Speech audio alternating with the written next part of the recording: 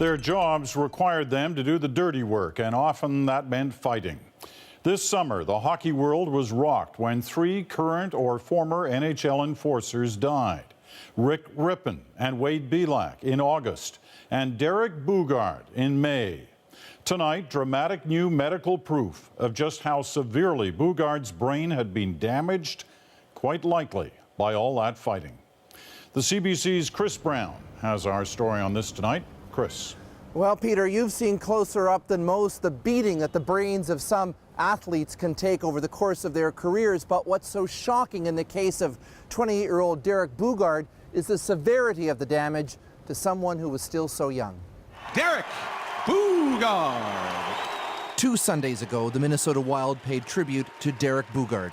The 6'8" gentle giant, as his friends called him, made a career of crushing opponents with his fists, but he got beat up a lot too, and for that his body suffered.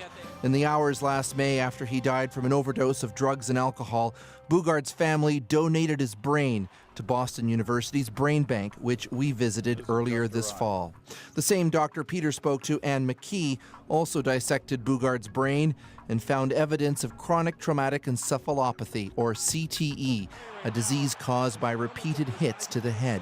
The New York Times reports the condition was spreading and severe, and doctors were shocked to see it in a player so young. At the time of our documentary, this researcher said Boogaard was at high risk. He has played a role in the National Hockey League that puts his brain at risk for far more trauma than just playing the skills of the sport. Being an enforcer, being in all those fights, he absorbed a lot of brain trauma. The brains of 3 other former NHL tough guys, including Bob Probert, were also analyzed by the Boston doctors, and this now makes it 4 for 4 that turned up CTE. But the Boogaard findings suggest that there may in fact be other current NHL players who also have the disease and may not know it. Symptoms include mood changes and memory problems. Not every player who's had repeated concussions will come down with this problem, and we just don't know which ones will get it and which ones won't get it. We are honored to have Derek's family with us this evening. That on-ice memorial for Derek Boogaard didn't dwell in any of the controversy over violence in hockey.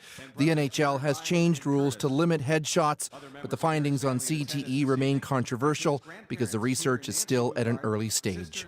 Tonight, Derek Boogaard's mother told us it's been a heartbreaking year, and she worries about her other children who play sports. One of them, Derek's brother, is trying to crack the NHL. Peter. Chris Brown in Vancouver tonight. Thanks, Chris.